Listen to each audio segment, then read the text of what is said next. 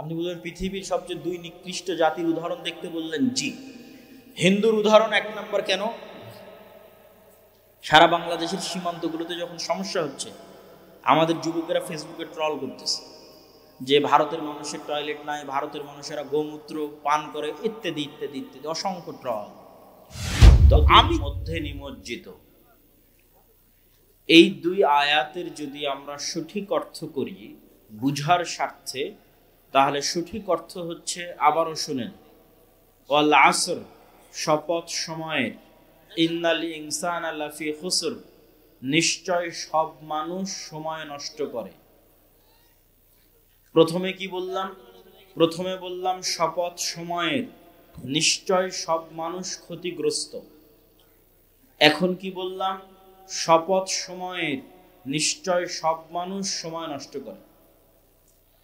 ইল্লাল্লাযীনা আমানু ওয়া আমিলুস সালিহাত, তবে সময় নষ্ট করে না, সময় নষ্ট করে না শুধুমাত্র যারা ঈমান আনয়ন করেছে, যারা সৎ কাজ করেছে, পরস্পরকে সত্যের দাওয়াত দিয়েছে, ধৈর্যের দাওয়াত দিয়েছে। আর এই কথাটুকু যে সত্য, আমি যে অনুবাদটুকু করছি বা যে ব্যাখ্যাটা দিচ্ছি, তার প্রমাণে আরেকটি আয়াত আপনার সামনে পেশ করি। আল্লাহ সুবহানাহু ওয়া তাআলা পবিত্র কোরআন মাজিদে বলছেন, কাআন্নাহুম ইয়াওমা ইয়ারাউনাহা লাম ইয়ালবাসু ইল্লা আশিয়াতান আও দুহাহা। কঠিন কিয়ামতের মাঠে মানুষেরা দেখবে, আপনি দেখবেন, আমি দেখব, সবাই দেখবেন। কি দেখবেন?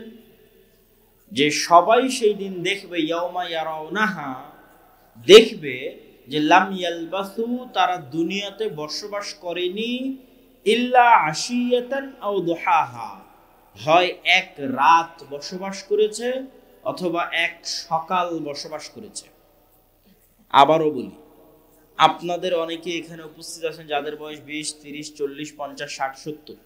ধরেন এখন আপনি মারা গেলেন, তো আপনি 30 বছর বয়সে মারা গিয়ে কিয়ামতের মাঠে দেখছেন যে আপনি পৃথিবীতে বেঁচে ছিলেন মাত্র একদিন, এক রাত, অথবা এক সকাল, অথবা এক বিকেল।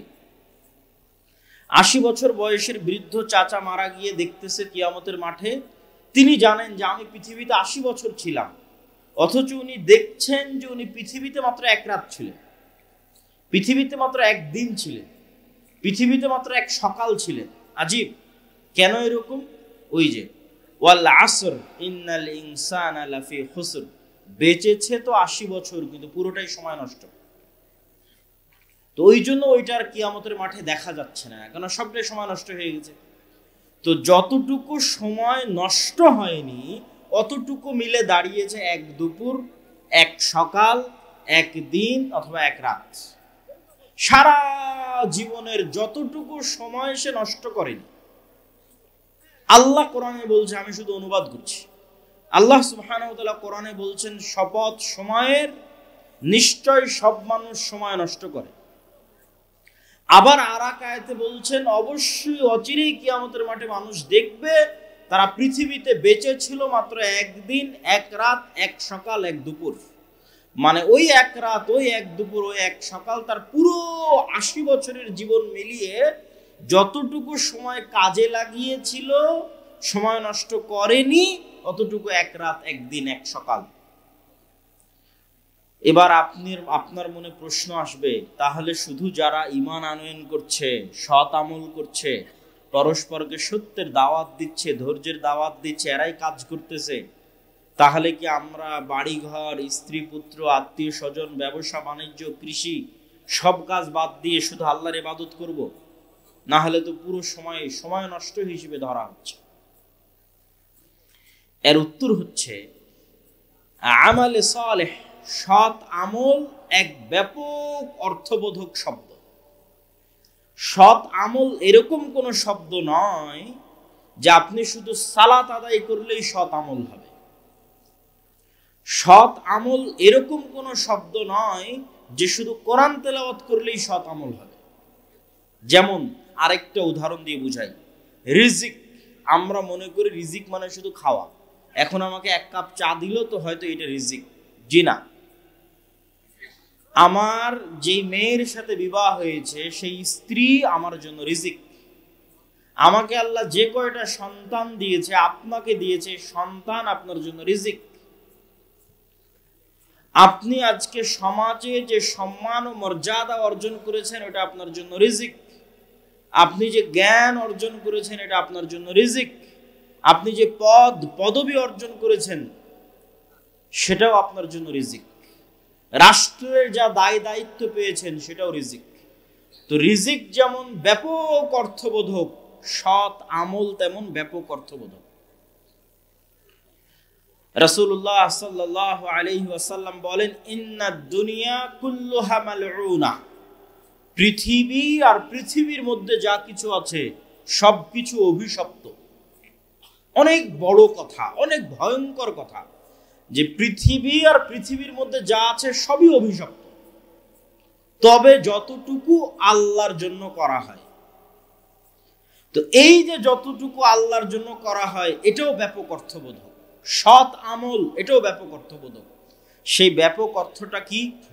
সেই ব্যাপক অর্থ হচ্ছে মানুষ যদি নিয়ত ঠিক রাখে, অন্তরের বিশুদ্ধতা ঠিক রাখে, তাহলে তার ব্যবসাও সৎ আমল, তার কৃষি কাজও সৎ আমল, তার সন্তান সন্ততিকে লালন পালন করাও সৎ আমল, তার জেনারেল জ্ঞান অর্জন করা, স্কুল কলেজে পড়াও সৎ আমল। বলেন আল্লাহু আকবার।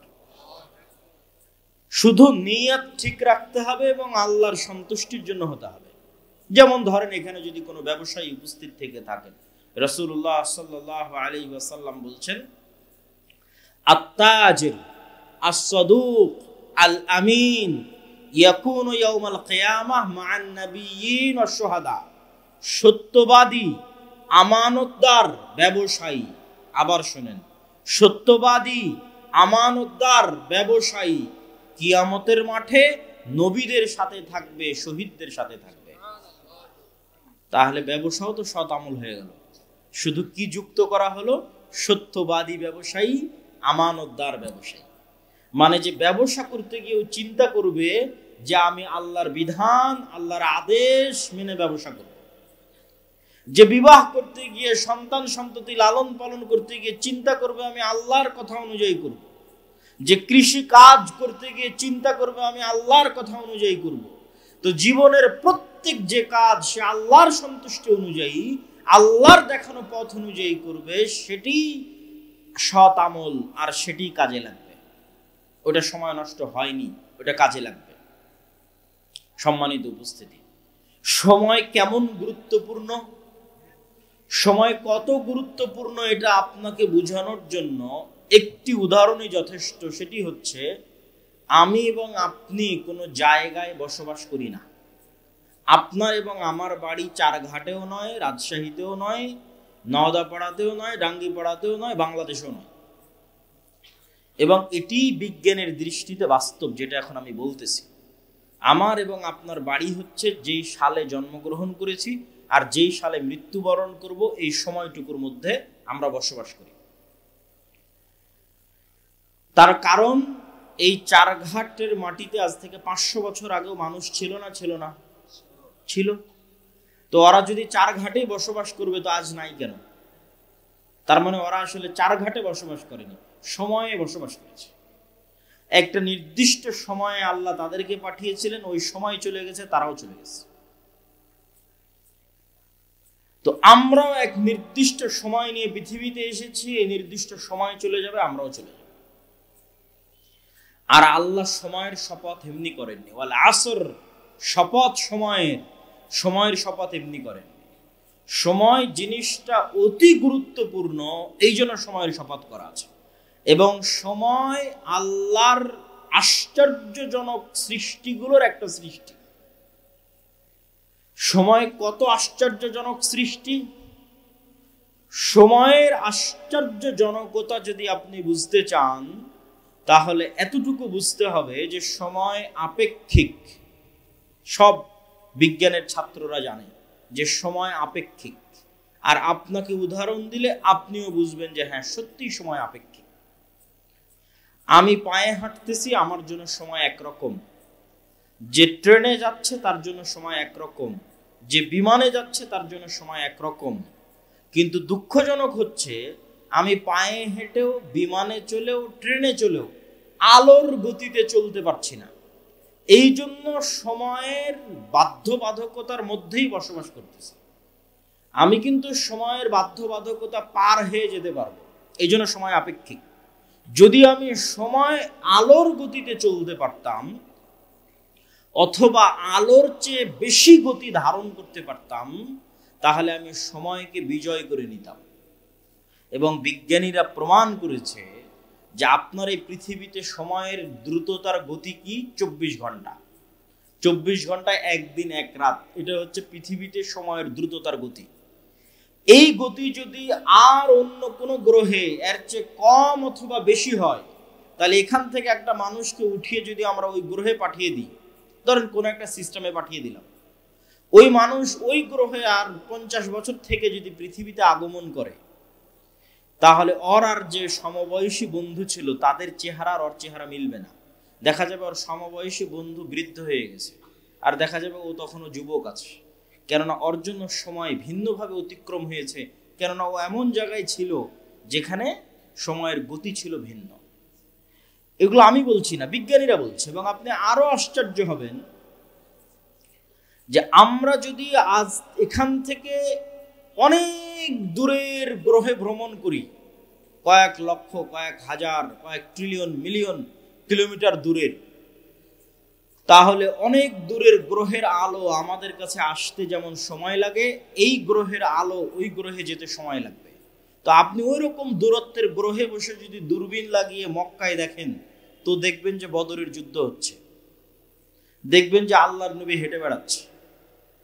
মানে আল্লাহর নবী যে সময় এই পৃথিবীতে ছিল, ওই সময় যে আলোটা ছিল, ওই আলোটা এখনো অত দূরের গ্রহে পৌঁছেইনি, আলোর গতিতে পৌঁছতে পৌঁছতে পৌঁছেইনি। ফলত ওই আলোর মধ্যেই ছবি ধারণ হয়। আপনারা আমাকে সাথে সাথে দেখছেন না, একটু হলেও পরে দেখছেন। আমার এখান থেকে আলো আপনার চোখে যেতে যতক্ষণ সময় লাগছে তত পরে দেখছেন, কিন্তু এটা আমরা বুঝি না। তো আমি কি আলোচনা করছিলাম, সময় আল্লাহর সবচেয়ে আশ্চর্যজনক সৃষ্টি। আল্লাহ এই সময় সৃষ্টি করে ছেড়ে দিয়েছে। এই সময়ের মধ্যেই মানুষ আসবে, সময়ের মধ্যে মানুষ শেষ হয়ে যাবে, আর এই সময়ের মধ্যেই পৃথিবী শেষ হয়ে যাবে। পৃথিবী শেষ হওয়ার পর সময় কেমন হবে তার কোনো গ্যারান্টি নেই। আল্লাহর নবী নিজেই বলছেন যে পৃথিবীর 50,000 বছরের সমান একদিন হতে পারে কিয়ামতের দিন। তা আল্লাহর নবী তো বলে গেলেন সময় আপেক্ষিক। উনি তো প্রমাণ করে গেলেন যে কেমনে কিয়ামতের একদিন পৃথিবীর 50,000 বছরের সমান হতে পারে। মানে তখন সময়ের ডেফিনিশন, সময়ের সংজ্ঞা তখন ভিন্ন। এখন পৃথিবীর জন্য আল্লাহ সময় করে দিয়েছে 24 ঘন্টা একদিন এক রাত। এটা আল্লাহর সৃষ্টি। এই জন্য অনেক জায়গায় গিয়ে দেখবেন মানুষ প্রশ্ন করে, ভাই সৌদি আরবে লাইলাতুল কদর ছিল, আজ এখানে কেমনে লাইলাতুল কদর হয়? বলে আল্লাহ প্রতি রাতে কিভাবে নিচের আসমানে নেমে আসে? সারাদিন সারা পৃথিবীতে তো নিচের আসমান হতেই থাকে, সারাদিন সারা পৃথিবীতে তো শেষ রাত আসতেই থাকে। তো এই শেষ রাত আর এই 24 ঘন্টার দিন রাত আপনার জন্য। আল্লাহ সুবহানাহু ওয়া তাআলা এই ধরনের সময়ের বাইন্ডিংস এর ঊর্ধ্বে। আল্লাহর নবী সময়ের এই লিমিটেশনকে অতিক্রম করেছিলেন বলেই এক রাতে কাবা থেকে মসজিদে আকসা, মসজিদে আকসা থেকে সপ্তম আসমান, আবার সপ্তম আসমান থেকে কাবা, ফজর হওয়ার আগে ফিরে এসেছেন। মানে ওনার জন্য সময়ের সংজ্ঞা তখন বাতিল হয়ে গেছিল। উনি যে বাহনে আরোহণ করেছিলেন তা আলোর গতির চেয়ে দ্রুততর ছিল, ফলত উনি সময়কে অতিক্রম করে চলে গেছেন, অতিক্রম করে সফর শেষ করে এসেছেন, কিন্তু পৃথিবীতে সময় তার গতিতে চলতেছে, আর উনি সময়ের গতিকে অতিক্রম করে চলে গেছেন। সম্মানিত উপস্থিতি, তাহলে সময় আমাদের জীবন। আমরা সময় নিয়ে খেলতেছি মানে আমাদের জীবন নিয়ে খেলতেছি। আমাদেরকে আল্লাহ সুবহানাহু ওয়া তাআলা যে নির্দিষ্ট সময় দিয়ে পাঠিয়েছে, এই সময়টুকু আমাদের জীবন। এই জন্য এই সময়ের হিসাব আল্লাহ সুবহানাহু ওয়া তাআলা নেবেন। রাসূলুল্লাহ সাল্লাল্লাহু আলাইহি ওয়াসাল্লাম বলেন, নি'মাতানি মাগবুনুন ফীহিমা কাসীরুম মিনান নাস। পৃথিবীর দুটো নিয়ামত, যে দুটো নিয়ামত সম্পর্কে পৃথিবীর সব মানুষ সবচেয়ে গাফেল। এক আস-সিহ্হাহ, সুস্বাস্থ্য, ওয়াল ফারাগ, অবসর সময়। পৃথিবীর মানুষেরা সবচেয়ে গাফেল তার স্বাস্থ্য নিয়ে। পৃথিবীর মানুষেরা সবচেয়ে গাফেল তার সময় নিয়ে। স্বাস্থ্য নিয়ে গাফেল দেখেই তো রাত দিন বিড়ি টানে। মানে যে ব্যক্তি বিড়ি এবং সিগারেট খায় সে কি স্বাস্থ্যের নিয়ামতের মূল্য করে না? মূল্যায়ন করে না। সে আল্লাহর দেওয়া এক নিয়ামতকে চোখের সামনে নষ্ট করতেছে। মাদকতার মধ্যে নিমজ্জিত থেকে, নেশার মধ্যে নিমজ্জিত থেকে তার লিভার, তার পাকস্থলী, তার শ্বাসযন্ত্র নষ্ট করে দিচ্ছে। আর ঠিক আর একদিকে একদল যুবক আছে যারা জুয়া, free fire, PUBG, Facebook, YouTube, Twitter, TikTok নিয়ে ব্যস্ত। তো তাদের কাছে কি সময়ের মূল্য আছে? নাই। ওটাই আল্লাহর নবী বলছেন, পৃথিবীর মানুষ সবচেয়ে অবমূল্যায়ন করে আল্লাহর দুটো নিয়ামতকে, এক সময়কে আর এক স্বাস্থ্যকে। এই জন্য সালাফে সালেহিন বলেছেন, ইন্নাল ওয়াক্তা সাইফুন, শোনো দুনিয়ার মানুষ, সময় হচ্ছে তরবারি। তুমি যদি এই তরবারিকে না কাটো, এই তরবারি একদিন তোমাকে কেটে দিবে। তার মানে প্রতি সেকেন্ডে সময় আপনাকে কাটতেছে। তরবারি প্রতি সেকেন্ডে আপনি সময় দ্বারা জবাই হচ্ছেন। তো আপনি যদি এই প্রতি সেকেন্ড সময়কে কাজে না লাগান, তো একদিন এই তরবারি আপনাকে পরিপূর্ণরূপে কেটে ফেলে দিবে। শেষ, জীবন শেষ হয়ে যাবে, লাইফ শেষ হয়ে যাবে। তখন আর আফসোস করেও কিছু করার থাকবে না। আর সে আফসোসের কথা আমি না, আল্লাহ সুবহানাহু ওয়া তাআলা কোরআন মাজিদে বলছেন, ওয়া আনফিকু মিম্মা রাযাকনাকুম মিন ক্বাবলি আন ইয়াতিয়া আহাদাকুমুল মাউত। দুনিয়ার মানুষ, তোমরা আল্লাহর রাস্তায় ব্যয় করো মৃত্যু আসার আগেই। কেন? যেই দিন মৃত্যু আসবে সেই দিন বলবে, রব্বি লাউলা আখারতানি ইলা আজালিন করিব, আল্লাহ আর একটু যদি সময় বাড়িয়ে দিতেন, আর 1 মিনিট, 1 সেকেন্ড, 10 মিনিট যদি সময় বাড়িয়ে দিতেন, ফাআসসাদদাকা ওয়া আকুম মিনাস সালিহিন, তাহলে কিছু ভালো আমল করে সৎ কর্মশীল বান্দাদের অন্তর্ভুক্ত হয়ে যেতাম। তখন আল্লাহ উত্তরে বলছেন, ওয়ালাই ইউআখিরাল্লাহু নাফসান ইযা জাআ আজালুহা। আল্লাহ তো সময় সেট করে ছেড়ে দিয়েছেন। আমি আগেই প্রমাণ করে নিয়েছি যে সময় আল্লাহর সৃষ্টি এবং ব্যতিক্রম ভয়ঙ্কর সৃষ্টি। এটা সৃষ্টি করে ছেড়ে দেওয়া হয়েছে। আর এই সময়ের মধ্যে মানুষ আসবে, মানুষ যাবে। মানুষ পৃথিবীতে বাস করে না, ওই সময়ে বাস করে। আর এই সময় মানুষের জীবনকে শেষ করে দিবে। তো আল্লাহ ওইটাই বলছেন যে আমি তো সময় সৃষ্টি করে ছেড়ে দিয়েছি। যেই দিন তোমার সময় চলে আসবে যাওয়ার, সেই দিন তো আর 1 সেকেন্ডও দেরি হবে না। লা ইউআখিরাল্লাহ, আল্লাহ 1 সেকেন্ডও দেরি করবেন না যেই দিন তোমার যাওয়ার সময় চলে আসবে। সম্মানিত উপস্থিতি, তাহলে সময় আমাদের জীবনকে প্রতিদিন ধ্বংস করে দিচ্ছে, কাটতেছে, কিন্তু আমরা সৎ আমল করতেছি না। কিন্তু যেই দিন সময় ঘনিয়ে আসবে সেই দিন আমরা আফসোস করলেও সৎ আমল করার সুযোগ থাকবে না। এই জন্য রাসূলুল্লাহ সাল্লাল্লাহু আলাইহি ওয়াসাল্লাম আরেক হাদিসে স্পষ্ট করে বলছেন, ইগতানিম খামসান ক্বাবলা খামসিন। দুনিয়ার মানুষ 5টা জিনিসের পূর্বে 5টা জিনিসকে মূল্যায়ন করো। হায়াতাকা ক্বাবলা মাউতিক, মৃত্যু আসার পূর্বেই যতদিন বেঁচে আছো এই বেঁচে থাকাকে মূল্যায়ন করো। সিহহাতাকা ক্বাবলা সাকামিক, অসুস্থ হওয়ার আগে যতদিন সুস্থ আছো এই সুস্থ থাকাকে মূল্যায়ন করো। ওয়া ফারাগাকা ক্বাবলা শুগলিক, ব্যস্ত হওয়ার আগে যতটুকু সময় অবসর পেয়েছো এই অবসর সময়কে কাজে লাগাও। ও শাবাবাকা ক্বাবলা হারামিক, বৃদ্ধ হওয়ার আগে যুবক আছো এই যুবক বয়সকে কাজে লাগাও। ও গিনাকা ক্বাবলা ফাকরিক, দরিদ্র হয়ে যাওয়ার আগে হাতে কিছু টাকা পয়সা আছে এই টাকা পয়সা, এই সামর্থ্যকে মূল্যায়ন করো। সম্মানিত উপস্থিতি, আল্লাহ সুবহানাহু ওয়া তাআলা যে 24 ঘন্টা সময় দেন, আজকের দিনেও যে 24 ঘন্টা সময় দিয়েছেন, চারঘাটের একজন রিক্সা চালককে দিয়েছেন, চারঘাটের আজকের অনুষ্ঠানের সভাপতি, প্রধান অতিথি, প্রধান বক্তা তাদেরকেও দিয়েছেন। আজকে কেউ 24 ঘন্টার কম সময় পেয়েছেন? কেউ পেয়েছেন 24 ঘন্টার কম সময়? এটা আল্লাহ করেন না। আল্লাহ নিয়ামত সবাইকে দিয়েছেন 24 ঘন্টা। আর এই 24 ঘন্টার মধ্যে সবচেয়ে দামি, সবচেয়ে গুরুত্বপূর্ণ সময় হচ্ছে সকাল। সবচেয়ে দামি, সবচেয়ে গুরুত্বপূর্ণ সময় কখন? রাসূলুল্লাহ সাল্লাল্লাহু আলাইহি ওয়াসাল্লাম বলেন, ইন্নাল্লাহা জাআলা লিহাদিহিল উম্মাতা আল বারাকাতা ফি বুকুরিহা। আল্লাহ আমার উম্মতের জন্য বরকত রেখেছেন সকালে, আল্লাহর নবী বলেন, আল্লাহ আমার উম্মতের জন্য বরকত রেখেছেন সকালে। আমি যুবক এবং ছাত্রদের উদ্দেশ্য করে বলতে চাই, তোমরা এখান থেকে উঠে গিয়ে গুগলে সার্চ করো, চ্যাট জিপিটিতে সার্চ করো, আজকের বিশ্বের যারা টপ লেভেলের ধনী, আজকের বর্তমান বিশ্বের যারা সবচেয়ে সাকসেসফুল মানুষ, তারাও তাদের জীবনী ঘেটে দেখো তারা কখন ঘুম থেকে উঠে। দেখবা 90%-এরও বেশি সফল মানুষ সকালে ঘুম থেকে উঠে। আর আমাদের মুসলমানেরা, বিশেষ করে যুবক এবং ছাত্ররা, ঘুম থেকে উঠতে উঠতে রাত 10টা, সকাল 10টা 11টা। কেননা ঘুমিয়েছেই তো, ফোন চালাতে চালাতে ঘুমিয়েছে কয়টায়? 2টে 3টে, অথবা জুয়া খেলতে খেলতে ঘুমিয়েছে রাত 2টে রাত 3টে। যখন ফজরের আজান হয় তখন ঘুমাতে যায়। বলেন নাউজুবিল্লাহ। তাহলে সারা দিনের সবচেয়ে বরকতময় সময় ঘুমিয়ে কাটায়। এই জন্য ইবনুল কাইয়িম রাহিমাহুল্লাহ বলছেন, আমাদের সালাফে সালেহিন লা ইয়ানামুনা বা'দা সালাতিল ফজর, আমাদের সালাফগণ ফজরের সালাতের পর ঘুমাতেন না। ওয়ালাউ ফি শিদ্দা ও ফি সফর, যদিও সফরে থাকতেন, কষ্টের মধ্যে থাকতেন তাও না।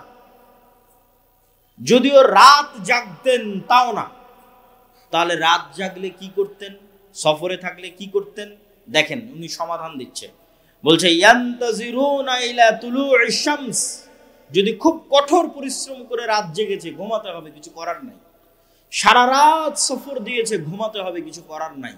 তো তখনও তারা অপেক্ষা করতেন সূর্য ওঠা পর্যন্ত, কষ্ট করে হলেও সূর্য ওঠা পর্যন্ত জেগে থাকতেন। সূর্য উঠলে তারপরে ঘুমাতে যেতেন। কেননা সূর্য ওঠার আগ পর্যন্ত এই সময় কি অবতীর্ণ হচ্ছে?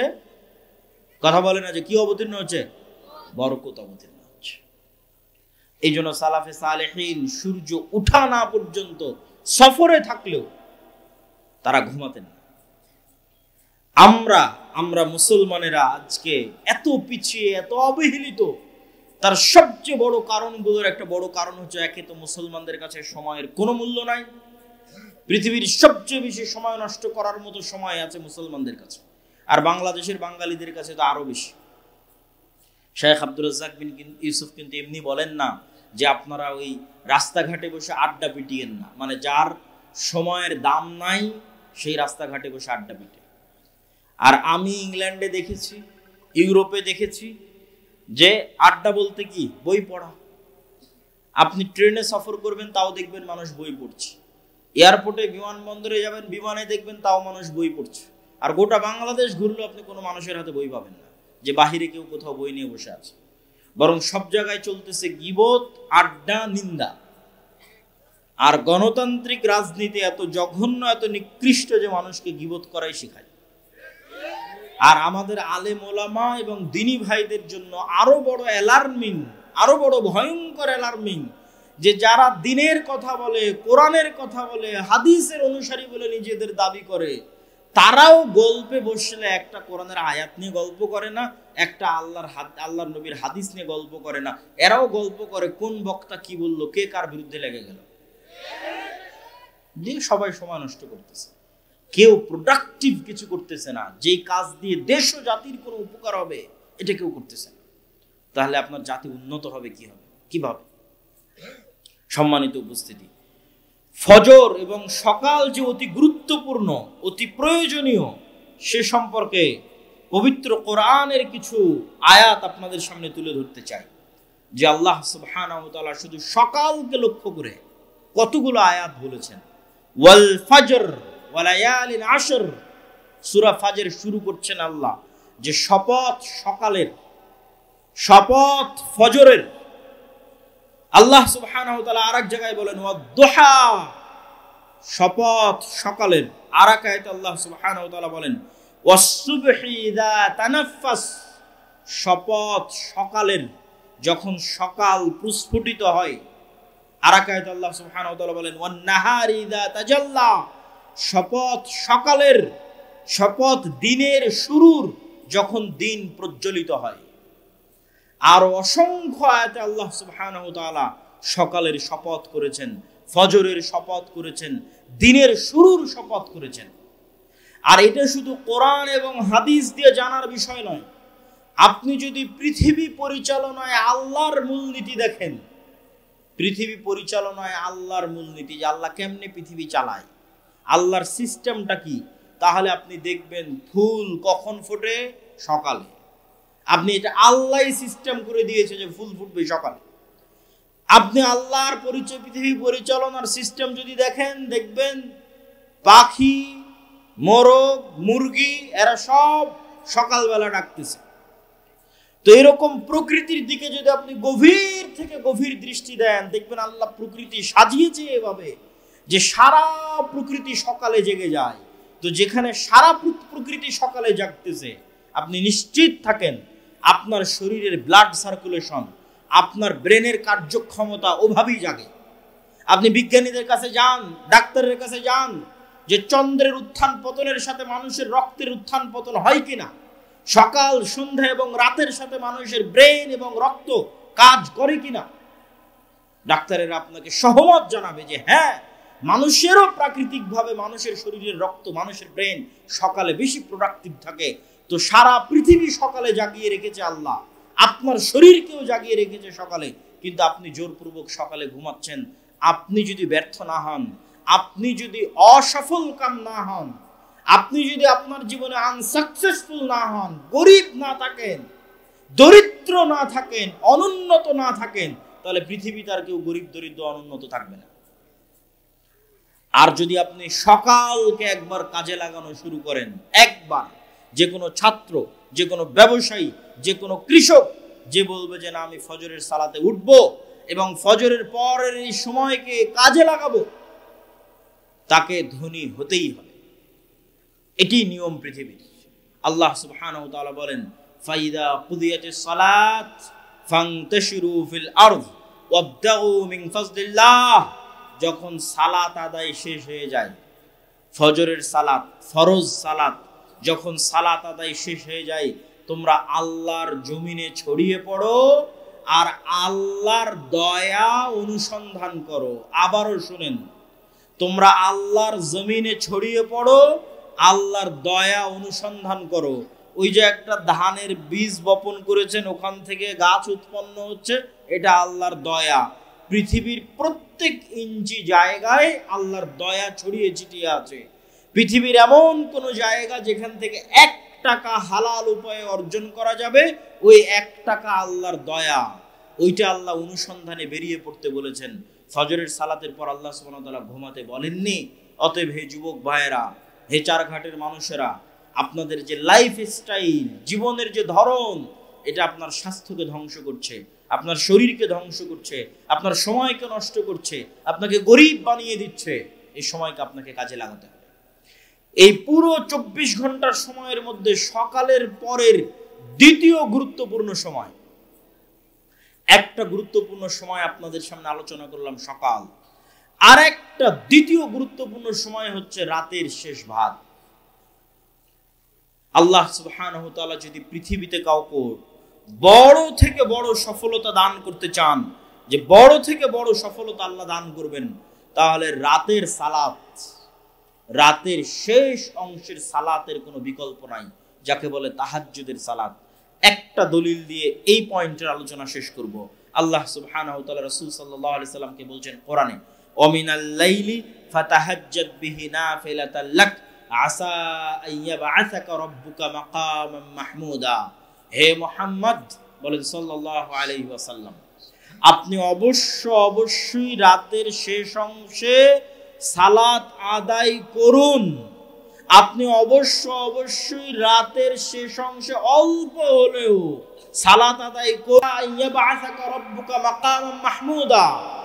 এই সালাতের মাধ্যমেই আপনার প্রতিপালক আপনাকে শ্রেষ্ঠতম মর্যাদা দান করবে। তো আমাদের নবী মুহাম্মদ সাল্লাল্লাহু আলাইহি ওয়াসাল্লামকে আল্লাহ অনেক বড় সম্মান দিবেন। তো ওই সম্মান দেওয়ার জন্য, সম্মান পাওয়ার যোগ্য হওয়ার জন্য আমাদের নবীকে আল্লাহ বলছেন যে আপনি রাতের শেষ অংশে সালাত আদায় করুন। আগের যুগের মুসলমানদের পায়ের নিচে রোমান সাম্রাজ্য আর পারস্য সাম্রাজ্যের মতো বড় বড় সাম্রাজ্য এমনি ধুলাই ধূসরিত হয়ে যায়। তাদের কাছে ছিল কোরআনের শক্তি, তাদের কাছে ছিল রাতের শেষ অংশের সালাতের শক্তি। রাতের শেষ অংশের সালাতের চোখের পানির শক্তি এবং পাওয়ার তাদের কাছে ছিল, এবং ফজরের পরে না ঘুমানো বরকত তাদের কাছে ছিল, কোরআনের সাথে কানেক্টিভিটি তাদের কাছে ছিল। আমাদের কাছে কি আছে? আমরা জীবন যাপন করছি, ঘুম থেকে উঠছি এবং ঘুম যাচ্ছি পশুর মতো। তারপরেও যে আল্লাহ সুবহানাহু ওয়া তাআলা আমাদেরকে বাঁচিয়ে রেখেছেন, এই অবস্থায় রেখেছেন, আল্লাহর শুকরিয়া। কিন্তু আমাদের ওইরকম কোনো যোগ্যতাই নাই। আমরা ঘুম থেকে উঠছি পশুর মতো, ঘুমাতে যাচ্ছি পশুর মতো।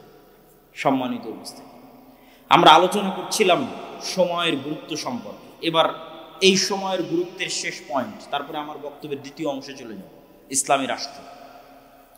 সময়ের গুরুত্বের শেষ পয়েন্ট হচ্ছে সময়কে আপনি কাজে লাগাবেন কিভাবে। এর ওপর আজকের আধুনিক বিশ্বে অসংখ্য বই পুস্তক তৈরি হয়েছে, যার নাম দিয়েছে ইংরেজিতে টাইম ম্যানেজমেন্ট, সময়কে ম্যানেজ করা। তো অসংখ্য বুদ্ধি, উপায়, কৌশল সব দেওয়া আছে। কিন্তু আমি আপনাকে বলবো, ইসলাম নিজেই নিজেই একটা টাইম ম্যানেজমেন্ট। ইসলাম নিজেই একটা টাইম ম্যানেজমেন্ট, আর এটা হতে হবে। কেননা আল্লাহ তো সময়কে সৃষ্টি করে ছেড়ে দিয়েছে। এই সময়ই মানুষের জীবন, এই সময়েরই আল্লাহ হিসাব নিবে।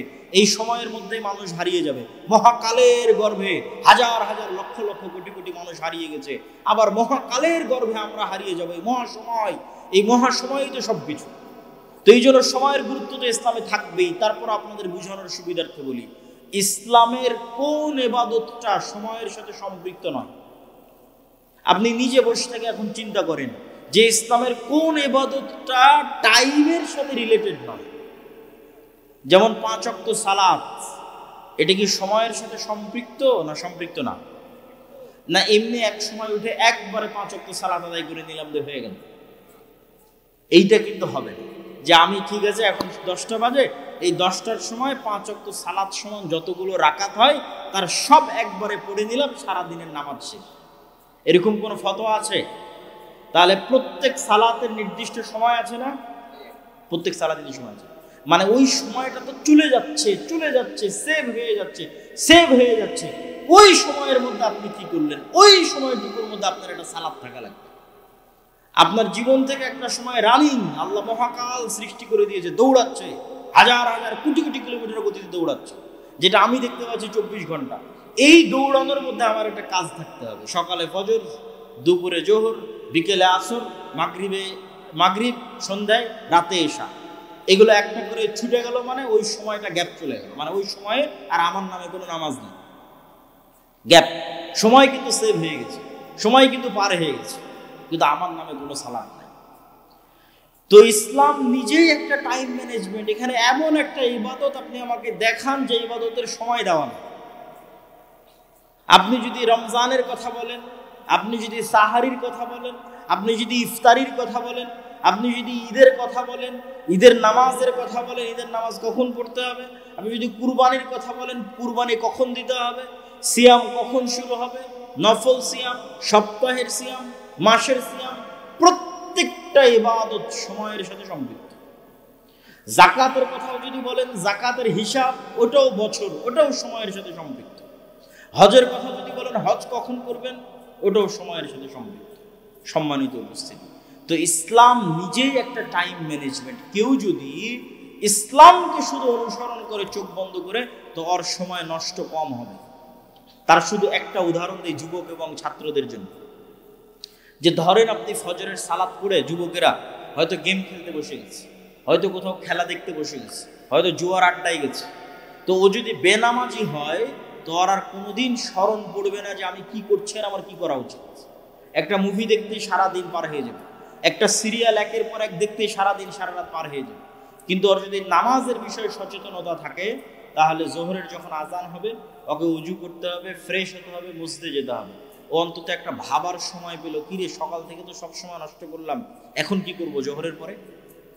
ঠিক আছে, জোহরের পর আবার সময় নষ্ট শুরু করলো, এবার আসরের সময় আজান হলো, উজু করলো, মসজিদে গেল, আবার চিন্তা করার সুযোগ পেল, এতক্ষণ কি করলাম, এখন কি করব। আবার মাগরিবের সময় চিন্তা করার সুযোগ পেল, এতক্ষণ কি করলাম, এখন কি করব। আবার এশার সময় চিন্তা করার সুযোগ পেল, এতক্ষণ কি করলাম, এখন কি করব। শুধু যদি সালাতই আদায় করে ওই ব্যক্তি, তো অন্তত দিনে 5 বার চিন্তা করার সুযোগ পায় যে আমি কি করছি, আমার কি করা উচিত। আর যদি ওই সালাতটুকু আদায় না করে, তো তো এইভাবে কতদিন পার হয়ে যাবে, কত মাস পার হয়ে যাবে, কোনোদিন কল্পনা করারও সুযোগ পাবেন। এইভাবে একদিন মৃত্যু চলে আসবে। সম্মানিত উপস্থিতি, তো সময় আল্লাহর অনেক বড় নিয়ামত। আমাদেরকে সময় মূল্যায়ন করতে হবে, বিশেষ করে ফজরের পরের সময়, বিশেষ করে রাতের শেষাংশের সময় যদি কেউ মূল্যায়ন করতে পারে, জাতি হিসেবে আমরা সফল হব। আল্লাহ কবুল করুক, আল্লাহুম্মা আমিন। বক্তব্যের দ্বিতীয় অংশ, আমি আপনাদের অধৈর্য হওয়ার আগে বিদায় নিব। কেন? আমি আসছি ঢাকা থেকে, আমাকে যেতে হবে ঢাকা। আপনাদের শ্রদ্ধেয় উস্তাদ জি শেখ আব্দুর রাজ্জাক বিন ইউসুফ তিনি অসুস্থ থাকায় আমাকে ঢাকা থেকে আসতে হয়েছে। অতএব আপনাদের চেয়ে অনেক দূরে আমি যাব, তো আমার বক্তব্য শেষ হওয়ার আগে আপনারা উঠবেন না। আপনাদের থেকে আমি চেষ্টা করব কত দ্রুত আমি শেষ করতে পারি। ইসলামী রাষ্ট্র, এই জুলাই আগস্টের আন্দোলনের পরে বাংলাদেশের সবচেয়ে আলোচিত একটা ইস্যু হচ্ছে রাষ্ট্র ব্যবস্থা ইসলাম। তো রাষ্ট্র ব্যবস্থায় ইসলাম, কেউ বলতেছে হ্যাঁ সব মুসলমান তো বিশ্বাস করে যে রাষ্ট্র ইসলাম লাগবে, কেউ বলতেছে ইসলাম প্রতিষ্ঠা করতে হবে গণতান্ত্রিক নির্বাচনের মাধ্যমে, কেউ বলতেছে না এইভাবে, কেউ ওইভাবে। তো আসলে ইসলামী রাষ্ট্র বলতে কি বোঝায় এবং কিভাবে ইসলাম রাষ্ট্রে প্রতিষ্ঠিত হবে, এই অংশটুকু সবার জানা খুব জরুরি। প্রথম পয়েন্ট, ইসলামী রাষ্ট্র বলতে কি বোঝায়। আমাদের ব্রেনে পাশ্চাত্য মিডিয়া দিয়েছে ইসলামী রাষ্ট্র মানে চুরি করলে হাত কাটে নিবে, ইসলামী রাষ্ট্র মানে জেনা করলে রজমের শাস্তি হবে। এগুলো ঠিক হবে, কিন্তু ইসলামী রাষ্ট্র মানে এই দৃশ্যগুলো বুঝানো, এটা আল্লাহর নবী বুঝাননি। আমাদেরকে পাশ্চাত্য মিডিয়া বুঝেছে ইসলামী রাষ্ট্র মানে একজন মেয়েকেও বেপর্দায় বাইরে বের হতে দেওয়া যাবে না, সবাইকে বোরখা পড়তে বাধ্য করা হবে। তাহলে যারা পর্দা করে না ওরা কি চাইবে যে ইসলামী রাষ্ট্র আসুক? তখন ওরা আপনার দলকেও ভোট দিবে না, বাইরে বাইরে ইসলামের কথা বলবে, কিন্তু বাস্তবে চাইবে না যে ইসলাম ক্ষমতায় আসুক। কিন্তু আল্লাহর নবী যে ব্র্যান্ডিং করেছেন, ওই ব্র্যান্ডিংটা যদি আপনি মানুষকে বুঝাতে পারেন, তো মুসলমান বহু দূরের কথা, বেপর্দা নারী বহু দূরের কথা, হিন্দু এসে বলবে তোমরা ইসলাম প্রতিষ্ঠা করো, খ্রিস্টান এসে বলবে তোমরা ইসলাম প্রতিষ্ঠা করো। সেটা কি? রাসূলুল্লাহ সাল্লাল্লাহু আলাইহি ওয়াসাল্লাম বলেন, লা তাকুমুস সাআহ হাত্তা ইয়ানজিলা ঈসা ইবনে মারইয়াম। কিয়ামত ততদিন হবে না যতদিন মারিয়ামের সন্তান ঈসা পৃথিবীতে নেমে না আসছে। আর মারিয়ামের সন্তান ঈসা পৃথিবীতে নেমে আসার পর তিনটা কাজ করবে। এক, ইয়াকসিরুস সালিব, ক্রুশকে ভেঙে দিবে। ওয়া ইয়াকতুলুল খিনজির, শুকুরকে হারাম ঘোষণা করে পৃথিবী থেকে বিদায় করে দিবে। তিন নাম্বারটা হচ্ছে সবচেয়ে গুরুত্বপূর্ণ, আগের দুটো ভিন্ন পরিবেশের সাথে সম্পৃক্ত। কি পরিবেশ সেটারও একটু ইঙ্গিত দিব। আর তিন নাম্বারটা হচ্ছে মূল, সেটা কি? উনি সমগ্র পৃথিবীতে হাকামান মুকসিতা, সমগ্র পৃথিবীতে ঈসা আলাইহিস সালাম ন্যায় বিচার প্রতিষ্ঠা করবে। বলেন আল্লাহু আকবার। ন্যায় বিচার, এটা হচ্ছে রাষ্ট্রে ইসলামের ব্র্যান্ডিং। যে ইসলাম রাষ্ট্রে গেলে কি হবে? আপনার মানুষ আপনাকে বলবে ইসলাম রাষ্ট্রে গেলে হাত কাটবে, কেউ বলবে রজম করবে, কেউ বাধ্য পর্দা করবে। আল্লাহর নবী বলছেন ইসলাম রাষ্ট্রে গেলে সমগ্র পৃথিবীতে কি প্রতিষ্ঠা হবে? ন্যায় বিচার প্রতিষ্ঠা হবে। মানে একজন মানুষও মাজলুম থাকবে না, একটা হিন্দু মাজলুম থাকবে না, একটা কুকুরও মাজলুম থাকবে না, তার নাম ন্যায় বিচার। এবং এই ব্র্যান্ডিং এর কারণেই ইসলামে ন্যায়ের গুরুত্ব কত বেশি। রাসূলুল্লাহ সাল্লাল্লাহু আলাইহি ওয়াসাল্লাম বলেন, সাবআতু ইউদিল্লুহুমুল্লাহ ইয়াওমা লা দিল্লা ইল্লা দিল্লু। 7 শ্রেণীর মানুষকে কিয়ামতের মাঠে আল্লাহ বিশেষ ছায়া দিবে। তার 1 নাম্বার ন্যায়পরায়ণ দায়িত্বশীল। মানে যে ন্যায়পরায়ণ দায়িত্বশীল, ওই নাম্বারিংয়ে যে 1 নাম্বারে চলে গেছে, তো তাহাজ্জুদ গুজার ব্যক্তিকে পিছনে ফেলে কিন্তু 1 নাম্বারে গেছে। নফল সিয়াম পালনকারী ব্যক্তিকে পিছনে ফেলে 1 নম্বরে গেছে। আর যত ফাজাইলে আমল আপনার জানা আছে সবগুলোকে পিছনে ফেলে 1 নম্বরে গেছে ন্যায়পরায়ণ দায়িত্বশীল। কেননা ওইটাই সবচেয়ে কঠিন, ওইটাই সবচেয়ে কঠিন।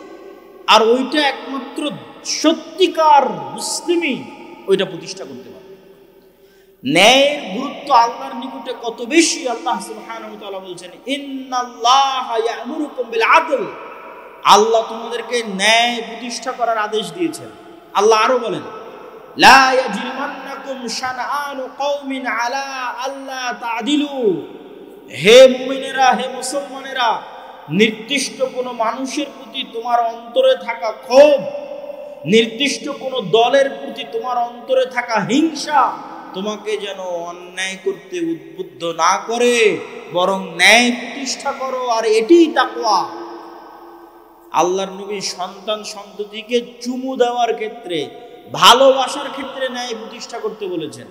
আর আল্লাহ বিবাহের ক্ষেত্রে স্ত্রীদের উপর ন্যায় প্রতিষ্ঠা করতে বলেছেন, যে যদি ন্যায় প্রতিষ্ঠা করতে পারো তবে একের অধিক বিয়ে করো। তো এতগুলো কথা কেন বললাম? রাষ্ট্রীয় ইসলামের ব্র্যান্ডিং ন্যায়, আর ঈসা আলাইহিস সালাম সমগ্র পৃথিবীতে ন্যায় বিচার প্রতিষ্ঠা করবে। এখন আপনার কাছে আমার প্রশ্ন, যে ঈসা আলাইহিস সালাম যদি নিজে ন্যায় পরায়ণ না হয়, উনি কি ন্যায় প্রতিষ্ঠা করতে পারবে? পারবে না। তাহলে ঈসা আলাইহিস সালাম যে সমগ্র পৃথিবীতে ন্যায় প্রতিষ্ঠা করবে, তার জন্য এক নম্বরে ঈসা আলাইহিস সালামকে নিজেকে ন্যায় পরায়ণ হতে হবে। আর আল্লাহ সব নবীকে জন্মগত ন্যায় পরায়ণ করে পাঠিয়েছেন, মানে জন্মই দিয়েছেন নবীদেরকে ন্যায় পরায়ণ সত্যবাদী অবস্থায়। এখন আমার আর আপনার কাছে প্রশ্ন, যে আমরা কি রাষ্ট্রীয় ইসলাম প্রতিষ্ঠার যোগ্য হতে পেরেছি? ওইটার প্রশ্নের এক নম্বর আসবে যে আমরা কি ন্যায় পরায়ণ হতে পেরেছি। যদি আমরা ন্যায় পরায়ণ হতে না পারি, তো রাষ্ট্রীয় ইসলাম প্রতিষ্ঠার যোগ্য হতে পারিনি।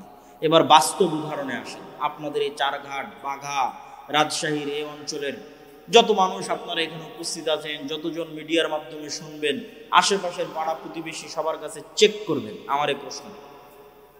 দুইটা উদাহরণ দিব। এক, আপনার বাবার মৃত্যুর পরে অথবা আপনার দাদার মৃত্যুর পরে আপনি আপনার বোনকে অথবা আপনার আব্বা, আপনার ফুফুকে আপনার দাদা অথবা বাবার সম্পত্তিতে ন্যায়ের সাথে তার পাওনা বুঝিয়ে দিয়েছে কি? প্রশ্ন। এক দল মানুষ পাবেন বুঝিয়েই দেয়নি, মানে বোনকে এই অজুহাত দিয়েছে যে সে ভাইয়ের বাড়িতে যাতায়াত করবে, এই জন্য ভাই তার সম্পত্তি ভোগ করবে। আর আরেক দল মানুষ বুঝিয়ে দিয়েছে ঠিকই, কিন্তু চারঘাট বাজারের দামি জমিটা নিজে নিয়েছে, আর বিলে নদীর মধ্যে ভাঙ্গনে যে জমিটা চলে গেছে সেটা বোনকে দিয়েছে। চরের জমি বোনকে দিয়েছে, আর ভালো জমি নিজে নিয়েছে। তো এটা কি ন্যায় প্রতিষ্ঠা করেছে? সে ন্যায় প্রতিষ্ঠা করে। এবার রেজাল্ট কি? রেজাল্ট হচ্ছে, এই ব্যক্তিকে যদি আপনি এখন রাষ্ট্র ক্ষমতায় বসান, তো 16 বছর যা দুর্নীতি হয়েছে একদিনে তার চেয়ে বেশি করবে। তাহলে সে কি ন্যায় বিচার প্রতিষ্ঠা করতে পারবে রাষ্ট্রে? ও তো ওর বোনের সাথে ন্যায় বিচার প্রতিষ্ঠা করতে পারে না, একটা ছোট্ট ফ্যামিলির মধ্যে। তাহলে কেমনে আল্লাহ মনে করবে যে এই মুসলমানটা যোগ্য, যাকে ইসলামী রাষ্ট্রের দায়িত্ব দিতে হবে? আল্লাহ কেমনে মনে করবে?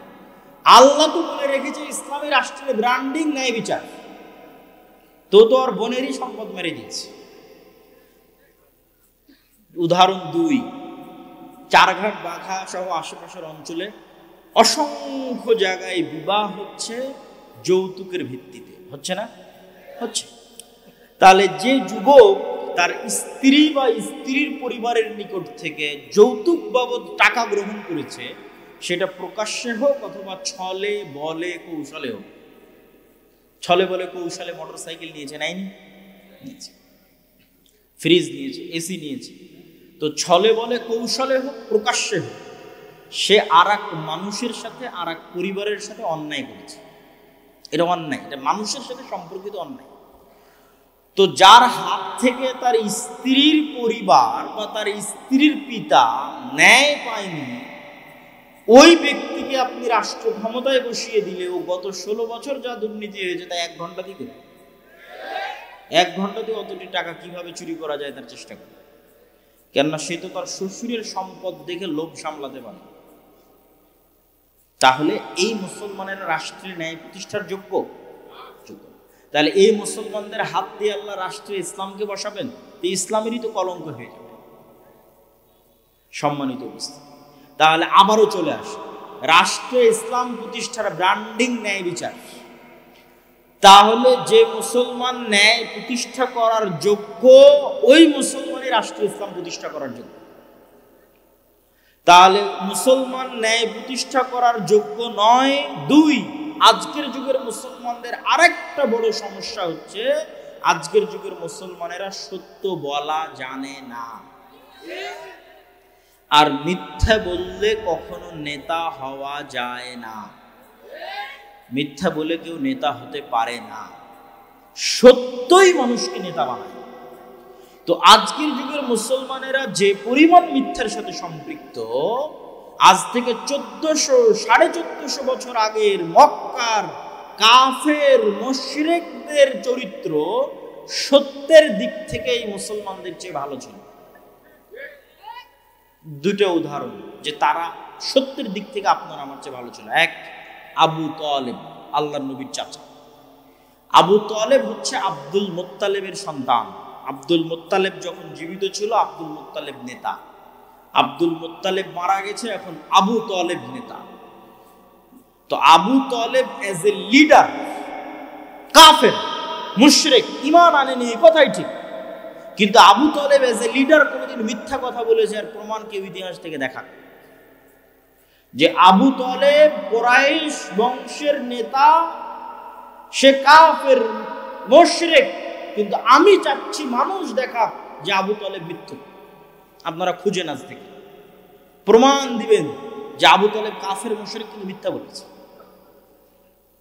বরং এর উল্টাটা দেখতে পাবেন খুঁজতে গেলে, যে আল্লাহর নবীর চাচা আবু তালেব তার মুখের জিহ্বার দাম রক্ষা করতে গিয়ে 3 বছর, একটানা 3 বছর নিজ ভাতিজার সাথে না খেয়ে জীবনযাপন করেছে। সে আবু তালেব কাফের মুশরিক অবস্থায়, কিন্তু জবানের দাম আছে, মিথ্যা বলা যায় না, লিডার। মিথ্যা বললে কোনোদিন নেতা হওয়া যায় না। উদাহরণ 2, আবু সুফিয়ান। আবু সুফিয়ান কাফের, উনি আল্লাহর নবীর বিরুদ্ধে বদরের যুদ্ধ করেছে, আল্লাহর নবীর বিরুদ্ধে উহুদের যুদ্ধে নেতৃত্ব দিয়েছে, খন্দকের যুদ্ধে সারা আরবের 10,000 সেনাবাহিনী একত্রিত করে খন্দককে মাটির সাথে মিশিয়ে দিবে, এই মদিনাকে মাটির সাথে মিশিয়ে দিবে। আল্লাহর নবী তো হতবিহ্বল, এই 10,000 সেনাবাহিনী কোথায় 1,500-2,000 মানুষ মদিনায় বসবাস করে, কি করব। সাহাবীদের নিয়ে পরামর্শ করছেন। সালমান আল ফার্সি বলছে আল্লাহর নবী একটা বুদ্ধি দিই। তো বলে কি বুদ্ধি? এক ঘোড়া 1 লাফ দিলে সর্বোচ্চ যতদূর যেতে পারে তার চেয়ে বড় করে গর্ত খনন করে, তাহলে ঘোড়া 1 লাফে ওই গর্ত পার হতে পারবে না। বিশাল যে ঘোড়সওয়ার বাহিনী আসবে, ওকে ওই গর্তের কাছে থেমে যেতে হবে, থেমে গিয়ে গর্তে নেমে উঠে তারপরে পার হতে হবে। এই যে গতি স্লো হয়ে গেল, এই স্লো গতিতে আমরা উপর থেকে তীর চালাবো। তো আল্লাহর নবী তার এই পরামর্শ গ্রহণ করে নিলেন। মদিনার যেই পাশে পাহাড় ছিল সেই পাশ বাদ দিয়ে চারিদিকে খন্দক করলেন। তো এই খন্দকের যুদ্ধে আল্লাহর নবীর মদিনাকে ধ্বংস করে দেওয়ার কাজের নেতৃত্ব দিচ্ছে আবু সুফিয়ান। এই আবু সুফিয়ান হুদাইবিয়ার সন্ধির পরে ব্যবসায়িক কাজে সিরিয়া গেছে, তৎকালীন সিরিয়ার রাজধানী জেরুজালেম, আজকের ফিলিস্তিন। তো হুদাইবিয়ার সন্ধির পরে আবু সুফিয়ান গেছে ব্যবসায়িক কাজে, আর আল্লাহর নবীর তো ব্যবসা নেই। আল্লাহর নবী চিঠি লিখেছেন বাদশাহ হিরাক্লিয়াসের কাছে ইসলামের দাওয়াত নিয়ে। তো বাদশাহ হিরাক্লিয়াস চিঠি পেয়ে পড়ছে যে এই চিঠি তো মোহাম্মদে আরবি লিখেছে সাল্লাল্লাহু আলাইহি ওয়াসাল্লাম। দেখো তো আজকে জেরুজালেমে আরবের কেউ আছে কিনা। খুঁজে পাওয়া গেল আবু সুফিয়ান। তা আবু সুফিয়ান আল্লাহর নবীর শত্রু, 1 মাস মদিনা ঘেরাও করে রেখেছিল খন্দকে, মদিনা ধ্বংস করবে তাই, আল্লাহর নবীকে হত্যা করবে তাই। তো শত্রুকে ডেকেছে, আবু সুফিয়ানকে ডেকেছে, আর এক শত্রু, আবু সুফিয়ানের জানি মানি শত্রু, মুহাম্মদ সাল্লাল্লাহু আলাইহি ওয়াসাল্লাম সম্পর্কে জানবে তাই। বুখারীর হাদিস। আবু সুফিয়ানের সামনে তখন কোনো মোবাইলও নাই, ক্যামেরাও নাই, রেকর্ডারও নাই, লাইভও নাই। আবু সুফিয়ান নিজে বলছে আমি সেই দিন 1000 চেষ্টা করেও মুহাম্মদ সাল্লাল্লাহু আলাইহি ওয়াসাল্লামের নামে মিথ্যা বলতে পারিনি, একটা বাক্য। তো কাফের মুশরিক, তখন ঈমান আনেনি, but he is a leader, কিন্তু সে নেতা। আর নেতা মিথ্যা বলতে পারে না, মিথ্যা বলে নেতা হওয়া যায় না। তো সে কাফের মুশরিক অবস্থায় তার শত্রুর নামে মিথ্যা বলে। আর আপনি এখন ইনস্ট্যান্ট পরীক্ষা করেন, 4 ঘাটের এক গণতান্ত্রিক রাজনৈতিক দলের নেতাকে জিজ্ঞেস করবেন, আর এক গণতান্ত্রিক রাজনৈতিক দলের নেতা সম্পর্কে যা বলবে সব মিথ্যা, কিন্তু দুইজনই মুসলমান। আর এই পুরো গণতান্ত্রিক রাজনীতি টিকে আছে মিথ্যার উপর। তাহলে মিথ্যা বলে আপনি রাষ্ট্রীয় ইসলাম প্রতিষ্ঠা করবেন? মিথ্যুককে আল্লাহ সুযোগ দিবে রাষ্ট্রীয় ইসলাম প্রতিষ্ঠা করতে? সম্ভব। রাসূলুল্লাহ সাল্লাল্লাহু আলাইহি ওয়াসাল্লাম বলেন, সালাসুন মান কুন্না ফি, তিনটে অথবা চারটে বৈশিষ্ট্য যার মধ্যে আছে, মুনাফিকান খালিসা, খাঁটি নির্ভেজাল মুনাফিক। এক, কথা বললে মিথ্যা বলে, তাকে আল্লাহর নবী কি বললেন? মুনাফিক। দুই, তাকে কোনো দায়িত্ব দেওয়া হয়েছে, সেই দায়িত্বের আমানতের সাথে খেয়ানত করে। তো এই হাদিসটা এবং ইসলামের এই চিত্রটা, যে ইসলাম মানে সে সত্যবাদী ন্যায়পরায়ণ মুসলিম হবে, এই চিত্রটা আমরা মানুষকে বুঝাতে আমরা আলেম ওলামারা এই পরিমাণ ব্যর্থ যে মানুষ প্রকাশ্যে বলছে যে আমি প্রশ্ন ফাঁস করার টাকা আল্লাহর রাস্তায় দান করি। নাউজুবিল্লাহ। তাহলে ওই মানুষকে আমরা ইসলাম শিখাতে ব্যর্থ। সে প্রশ্ন ফাঁস করার টাকা আল্লাহর রাস্তায় দান করুন। আপনি এরকম কত OC, DC, SP, AC land, sub registrar নিবেন, এরা নিজ নিজ পদের দায়িত্বের আমানতের সাথে খেয়ানত করে যে টাকা অর্জন করেছে ওই টাকা দিয়ে হজ করতে গেছে। তাহলে আমরা তাদেরকে ইসলাম বুঝাতে পেরেছি? পারিনি। ওদেরকে আল্লাহর নবী বলেছেন মুনাফিক। কি বলেছেন? মুনাফিক। আর মুনাফিক মুসলিম কখনো নেতা হতে পারে না। তাহলে আপনি চারিদিকে তাকিয়ে এখন একটা মুসলমান খুঁজে বের করেন যাকে আল্লাহ ইসলামী রাষ্ট্রের নেতা বানাবে, একটাও খুঁজে পাবেন। এটাই হলো সবচেয়ে হতাশা।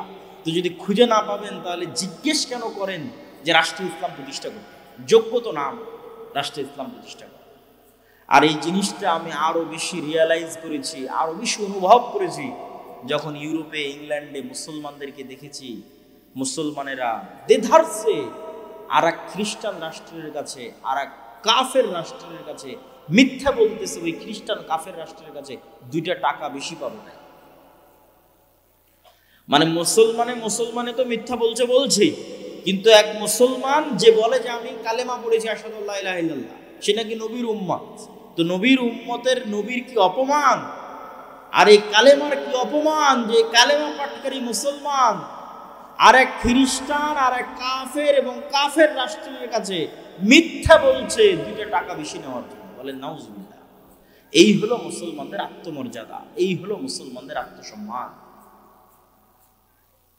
সম্মানিত উপস্থিতি, তাহলে আমাদের এই চারিত্রিক গুণ যতদিন উন্নত না হবে, একটা প্রজন্ম যতদিন আমরা তৈরি না করতে পারবো, যে প্রজন্ম সত্যের উপর অটল, ন্যায়ের উপর অটল, ন্যায় প্রতিষ্ঠা করবে, ন্যায় প্রতিষ্ঠার আন্দোলন করবে, ন্যায় প্রতিষ্ঠার সংগ্রাম করবে। আপনি মসজিদে যান, মাদ্রাসায় যান, ইসলামী দলে যান, ইসলামী আন্দোলনে যান, সব জায়গায় নামাজ আছে, সিয়াম আছে, সালাত আছে, আকীদা আছে, নাই তো কি ন্যায়পরায়ণতা নেই। এইটা বাস্তবতা এবং সত্য বলছি। ওই মাদ্রাসার সাথে এই মাদ্রাসার মিল নাই, ওই দলের সাথে এই দলের মিল নাই। ভিতরে যান, বাহিরের বক্তাদের মুখে শুনবেন যে মাসলা মাসাইল, আদর্শ, এগুলো আদর্শ মাসলা মাসাইল কিছু না। ভেতরে গিয়ে দেখেন হয় একজন অন্যায় করছে আর একজন মুসলিম, আর কিছু না। ইসলামী দলের নেতা যে কর্মী বেশি চামচামি করেছে ওকে পদ দিয়েছে, আর যে কর্মী কঠোর পরিশ্রম করেছে ওকে পদ দেয়নি। তাবলিগ জামাতের গন্ডগোল যান, চ্যালেঞ্জ দিলাম, বাহির থেকে আপনার মনে হচ্ছে যে না এখানে মনে হয় ফতোয়া মাসলা মাসাইলের কিছু না। ভেতরে গিয়ে দেখেন একজন জালেম আর একজন মাজলুম। মসজিদে যান, মাদ্রাসায় যান, মাদ্রাসার পরিচালক, মসজিদ কমিটির সভাপতি, সে তার মসজিদের দায়িত্বশীল যারা আছে তাদের প্রতি ন্যায় করতে পেরেছে। মাদ্রাসার পরিচালক তার মাদ্রাসার শিক্ষকদের প্রতি ন্যায় করতে পেরেছে। সালাত, সিয়াম, হজ, যাকাত সবই আছে, বাবা ন্যায় নাই। তো যিনি ন্যায় প্রতিষ্ঠা করতে পারেননি তার দলে, যিনি ন্যায় প্রতিষ্ঠা করতে পারেননি তার মাদ্রাসায়, তাকে আল্লাহ কেমনে যোগ্য মনে করবে যে সে রাষ্ট্রে ন্যায় প্রতিষ্ঠা করতে পারে? অতএব আমাদের মূল জায়গায় হাত দিতে, ন্যায় প্রতিষ্ঠার আন্দোলন করতে। চারঘাটের মানুষ, যুবকেরা যদি মনে করে আমরা রাষ্ট্রীয় ইসলাম দেখতে চাই, তাহলে তোমার সমাজে অন্যায় বন্ধ করো। যেখানে জানাজা পড়াতে গেছে ওখানে জানাজা পড়িয়ে ওর মেয়েকে ওর ন্যায্য হিস্সা বুঝিয়ে দাও, ন্যায় প্রতিষ্ঠা। জুলম হবে, মুসলমান চেয়ে দেখবে, আবার ওই মুসলমানকে আল্লাহ নেতা বানাবে, এটা অসম্ভব। মোহাম্মদ বিন কাসেম সিন্ধু বিজয় করতে এসেছিল, আমরা জানি ইসলাম প্রচারের জন্য এসেছিল। আপনি ইতিহাস ঘেটে দেখেন, সিন্ধু বিজয় করতে এসেছিল অত্যাচারিত মা এবং বোনদেরকে বাঁচানোর জন্য। ইতিহাস তাই লেখাচ্ছে। স্পেনে গেছে তারেক বিন জিয়াদ, আমরা বলছি তারেক বিন জিয়াদ স্পেনে ইসলাম প্রচার করেছে। আপনি ইতিহাস পড়ে দেখেন, তারেক বিন জিয়াদ স্পেনে গেছে, স্পেনের মানুষেরা বারবার চিঠি লিখেছে, আমরা অত্যাচারিত, আমরা মাজলুম, আমাদের বাঁচাও। অত্যাচারিত মাজলুমকে বাঁচাতে স্পেন গেছে। তো ইসলাম হচ্ছে ন্যায়ের দিন, ন্যায়ের ধর্ম, ন্যায় প্রতিষ্ঠা করার ধর্ম। একবার যদি মুসলমানেরা আবার সত্য বলা শিখে যায়, আবার ন্যায় প্রতিষ্ঠা করা শিখে যায়, তাহলে ওই রকম রোমান আর পারস্য সাম্রাজ্যের মতো আজকের যুগের যত সুপার পাওয়ার আছে সব মুসলমানদের পায়ের নিচে। কিন্তু ওই রকম ব্যক্তিত্ব সম্পন্ন, আত্মমর্যাদা সম্পন্ন মুসলমান লাগবে। তো ব্যক্তিত্ব আত্মমর্যাদা মুসলমান তৈরি হবে কেমন? সবার তো কিস্তিতে লোন আছে, এটা হাসির কথা না। এটার পিছনে একটা হাদিস বলি আপনাদের। রাসূলুল্লাহ সাল্লাল্লাহু আলাইহি ওয়াসাল্লাম বলতেছেন, আল্লাহুম্মা ইন্নী আউযু বিকা মিনাল মা'সামি ওয়াল মাগরাম, হে আল্লাহ, পাপ থেকে বাঁচতে চাই, লোন থেকে বাঁচতে চাই। আরেক দোয়া আল্লাহ নবী বলছেন, আল্লাহুম্মা ইন্নী আউযু বিকা মিনাল হাম্মি ওয়াল হুজনি, বলতে বলতে বলছেন ওয়াজালঈদ দাইনি বা ওয়াগালাবাতিদ দাইনি, যে আমি ঋণের বোঝা থেকে বাঁচতে চাই। তো আল্লাহর নবীকে সাহাবীরা জিজ্ঞেস করছে, হাদিস সহিহ, যে আল্লাহর নবী আপনি ঋণ থেকে এত কেন বাঁচতে চান? তো আল্লাহর নবী বলছেন, আর রজুলু ইজাস্তাদানা বাদা আইয়ুকাযযিব, মানুষ যখনই লোন নেওয়া শুরু করে তখনই মিথ্যা বলা শুরু করে। এবার বুঝলেন কেন বললাম যে আত্মমর্যাদা সম্পূর্ণ মুসলমান কেমনে তৈরি হবে? সবাই তো কিস্তিতে লোন নিয়ে রেখেছে। আল্লাহর নবী বলে গেছেন মানুষ লোন নেওয়া শুরু করলে কি বলে? মিথ্যা বলে। তাহলে আপনি কিস্তিতে যখন লোন কর্জ নেওয়া শুরু করেছেন, তো হয় আপনি মিথ্যা বলছেন, না আপনার বউকে মিথ্যা বলা শিখিয়েছেন, না হয় আপনার ছেলেকে মিথ্যা বলা শিখিয়েছেন। তো পুরো একটা পরিবার মিথ্যার উপর গড়ে উঠতেছে।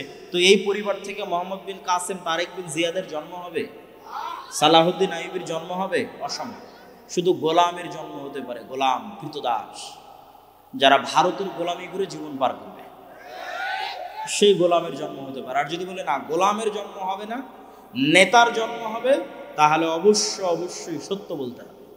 আর সত্য বলতে চাইলে লোন নেওয়া যাবে না, নাহলে মাথা উঁচু করে থাকতে পারবে না। লোন আপনার মাথা নিচু করবেই। সম্মানিত উপস্থিতি, এবার বক্তব্যের এই দ্বিতীয় অংশের আর এক পয়েন্ট, যে রাষ্ট্রীয় ইসলাম প্রতিষ্ঠা করতে চাইলে 1 নাম্বার বলেছি, মুসলমানদের সত্যবাদী হতে হবে, ন্যায়পরায়ণ হতে হবে, ন্যায় প্রতিষ্ঠার আন্দোলন করতে হবে।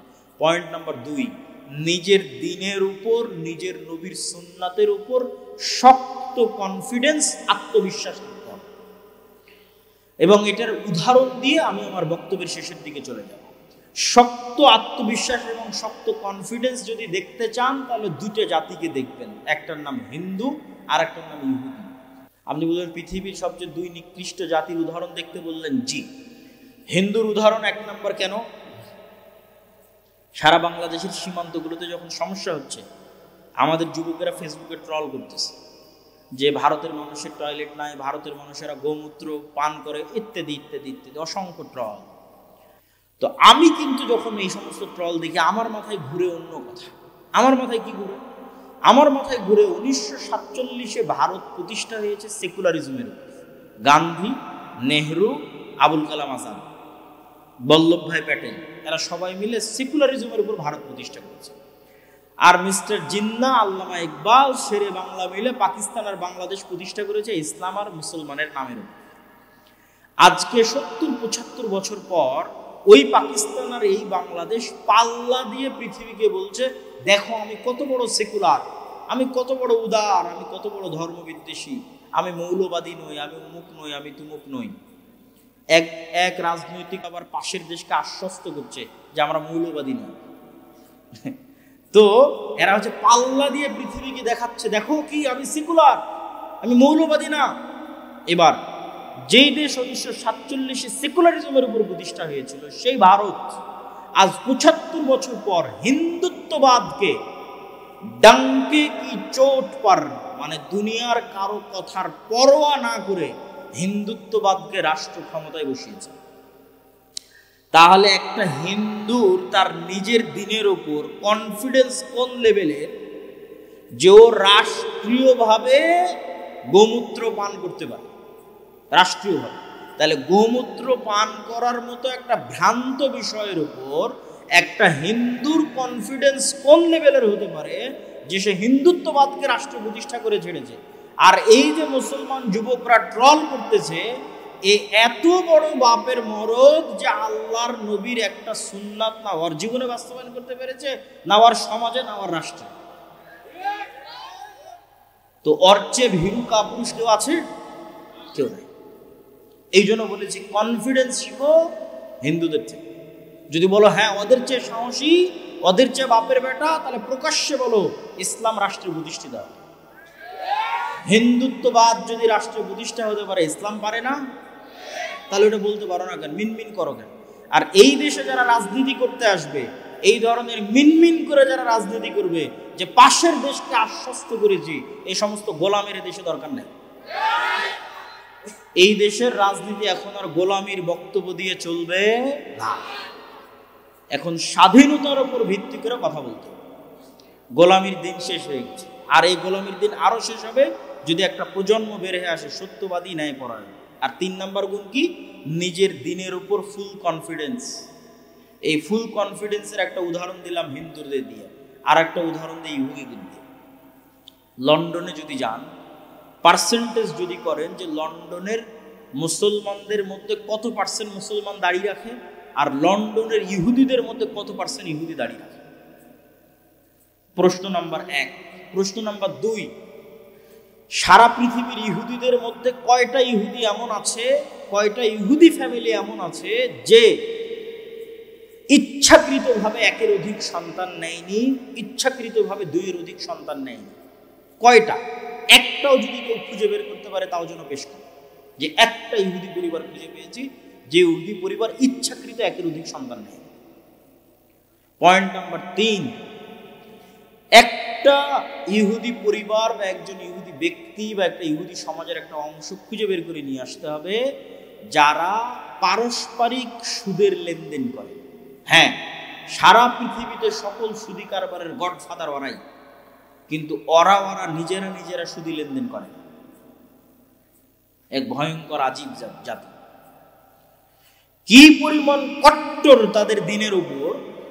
প্রত্যেকটা ইহুদি রেস্টুরেন্টে একজন করে ইহুদি রাবাই, ইহুদি হুজুর। আপনাদের পিএজির দোকানেও একজন হুজুর বেতনভুক্ত আছে, খালি দেখবে পিএজিটা হালাল ভাবে বানানো হচ্ছে কিনা। প্রত্যেকটা ইহুদি রেস্টুরেন্টে আছে। আরো অসংখ্য উদাহরণ আছে, সেগুলো দিলাম না। তো শুধু এই 3টা প্রশ্নের উত্তর যদি আর এক মুসলমানের সাথে কম্প্রোমাইজ করেন যে সারা পৃথিবীতে কয়টা মুসলমান, কত পার্সেন্ট মুসলমান সুদী লেনদেনের সাথে জড়িত, কত পার্সেন্ট ইহুদি সুদী লেনদেনের সাথে জড়িত, এরকম যে 3টা প্রশ্ন করলাম, দাড়ির প্রশ্ন করলাম, খালি এই 3টা প্রশ্নের উত্তর খুঁজে নিয়ে আসবেন। দেখবেন কে নিজের দিনের ওপর বেশি কট্টর আর কে নিজের দিনের ওপর। আজকের যুগের মুসলমান তো দাড়ি রাখার আগে 10 বার ডানে 10 বার বামে তাকাবে, না জানি কি সন্ত্রাসী বলে, না জানি কি জঙ্গি বলে, কিন্তু এই পরোয়া ইহুদিরা করে না। সম্মানিত উপস্থিতি, বক্তব্য দীর্ঘায়িত করতে চাচ্ছি না। নিজের দিনের উপর শক্ত কনফিডেন্স থাকতে হবে, নো কম্প্রোমাইজ। পয়েন্ট নাম্বার 3, এটা হলো আজকের বক্তব্যের শেষ পয়েন্ট। সেটা হচ্ছে ইব্রাহিম আলাইহিসসালামের আদর্শ কুফরি মতবাদ এবং শিরকি মতবাদ থেকে নিজেকে মুক্ত ঘোষণা করা। ইব্রাহিম আলাইহিসসালাম বলছেন কাফারনা বিকুম, তোমাদের কুফরি করলাম, তোমাদের কাফের, তোমাদের মূর্তির কাফের। আর আজকে আমরা নিজেদেরকে দেখাচ্ছি যে কার কত বেশি ঈমান আছে গণতন্ত্রের উপর, সমাজতন্ত্রের উপর, ধর্মনিরপেক্ষ মতবাদের উপর, পুঁজিবাদী সুদী অর্থনীতির উপর কার কত বড় ঈমান আছে, এইটা প্রমাণ করে আমরা রাষ্ট্রে ইসলাম প্রতিষ্ঠা করতে যাচ্ছি। অথচ রাষ্ট্রে ইসলাম প্রতিষ্ঠার সবচেয়ে বড় শত্রু, রাষ্ট্রে ইসলাম প্রতিষ্ঠার সবচেয়ে বড় শত্রু গণতন্ত্র নিজে, সবচেয়ে বড় শত্রু সমাজতন্ত্র নিজে, সবচেয়ে বড় শত্রু ধর্মনিরপেক্ষ মতবাদ নিজে, সবচেয়ে বড় শত্রু পুঁজিবাদী অর্থনীতি নিজে। এগুলোর উপর ঈমান আনয়ন করে কিভাবে আপনি কল্পনা করেন রাষ্ট্রে ইসলাম প্রতিষ্ঠা? আপনি রাষ্ট্রে ইসলাম প্রতিষ্ঠা করতে চাইলে প্রকাশ্যে ঘোষণা করতে হবে আমি এগুলোর কাফের। বুঝতে পারেননি মনে হয়? এটা হচ্ছে ইব্রাহিম আলাইহিসসালামের আদর্শ। বক্তব্যের শেষে 3টা জরুরি কথা, এই 3টা জরুরি কথা শেষ করে আপনারা উঠবেন। ধৈর্যের সাথে ছিলেন, তাড়াহুড়ার কি আছে? আমিও বক্তব্যের শেষের দিকে চলে এসেছি। 3টা জরুরি কথা। 1, আদ-দাওয়া ইলাল্লাহ। আপনাদের এই 4 ঘাট অঞ্চলেও আমি সফর করেছি, ফি সাবিলিল্লাহ। আজকের সফর কিন্তু ফি সাবিলিল্লাহ সফর না, কিন্তু ওই সফরগুলো ফি সাবিলিল্লাহ মানে আপনাদের এখানে যারা অফিস আছে, আমার চাচারা, আমার পরিচিত লোকজন, তারা আমার পকেটে একটা টাকাও হাদিয়ে দিতে পারেনি, আমি নিজ খরচে এসেছি। তো এই চারঘাট, এই বাঘা, এই রাজশাহীর সব উপজেলাগুলোতে শুধু মসজিদ ভিত্তিক কোরআন শিক্ষার জন্য আমার সফর করা আছে। এখন পর্যন্ত ৩০০-র অধিক মসজিদ সফর করা আছে। আর এখন আমার ছোট ভাই আব্দুর রহিম দিনাজপুর অঞ্চলে সফর করছে। তো এইটার প্রথম উদ্দেশ্য কি? মসজিদে বক্তব্য চালু করা। সেক্ষেত্রে আমরা আপনাকে কি সুবিধা দিব? এখন পর্যন্ত 500টা মক্তবের ইমামেরা নিজ নিজ জেলা থেকে রাজশাহী জামিয়া সালাফিয়াতে ট্রেনিং নেওয়ার জন্য এসেছে। তাদের আসার খরচ আমরা দিয়েছি। 10 দিন 7 দিন থেকে ট্রেনিং নিয়েছে, থাকা খাওয়া ট্রেনিং খরচ সব আমরা বহন করেছি। আবার ওর মসজিদ পর্যন্ত যাবে তার যাতায়াত খরচ আমরা দিয়েছি।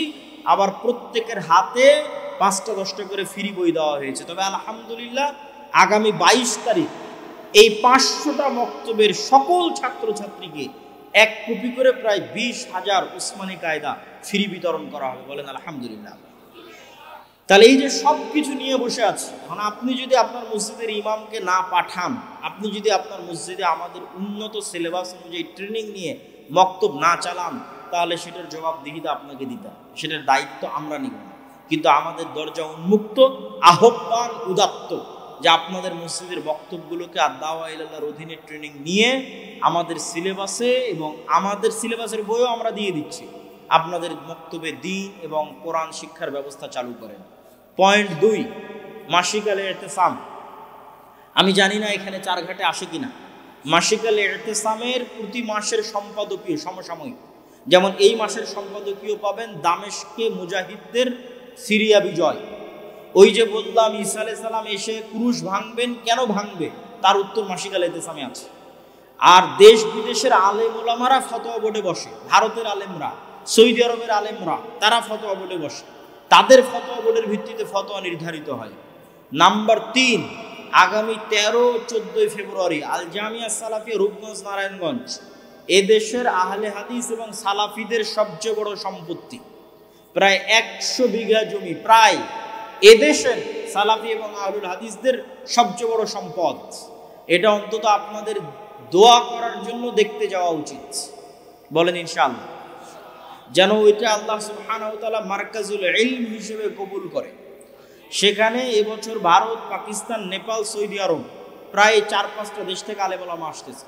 পাকিস্তানের আহলে হাদিসদের প্রাণপুরুষ আল্লামা ইহসান ইলাহি জহির রাহিমাহুল্লাহর সন্তান আল্লামা ইবতিসাম ইলাহি জহির হাফিজাহুল্লাহ, তিনিও ওই সালাফি কনফারেন্সে উপস্থিত থাকবেন এবং বক্তব্য দিবেন ইনশাআল্লাহ। তো তাকে যেন আমরা খুব ভালোভাবে স্বাগতম জানাতে পারি, এটির জন্য আপনাদের কাছে চারঘাটবাসীর কাছে উদাত্ত আহ্বান থাকবে। আপনারা সাধ্য অনুযায়ী আগামী 13-14 ফেব্রুয়ারি আল জামিয়া সালাফিয়া রূপগঞ্জ নারায়ণগঞ্জের সালাফি কনফারেন্সে উপস্থিত হওয়ার চেষ্টা করবেন। মাসিক আল ইতিসাম নেবেন, আর দাওয়া ইলাল্লাহর সাথে থেকে মসজিদ ভিত্তিক দিন শিক্ষা পরিচালিত করবেন। এই দাবি এবং দাওয়া রেখে আজকের মাদ্রাসা আল মারকাজুল কোরআন ওয়াস সুন্নাহ একাডেমি এবং তার দায়িত্বশীলদের জন্য দোয়া করে, এই প্রোগ্রামের আয়োজকদের জন্য দোয়া করে প্রশ্ন উত্তরে চলে যাচ্ছে। শায়েখ নতুন মাদ্রাসায় দানের বিষয়ে কিছু বলবেন? অবশ্যই। আপনাদেরকে আজকে যে আয়াতগুলো বলছিলাম তার মধ্যে একটা আয়াত আপনারা পেয়েছেন যে হে আল্লাহ, আর যদি একটু সময় পেতাম তো কিছু টাকা দান করতাম। তো যতক্ষণ হায়াত আছে তার মধ্যেই দান করেন।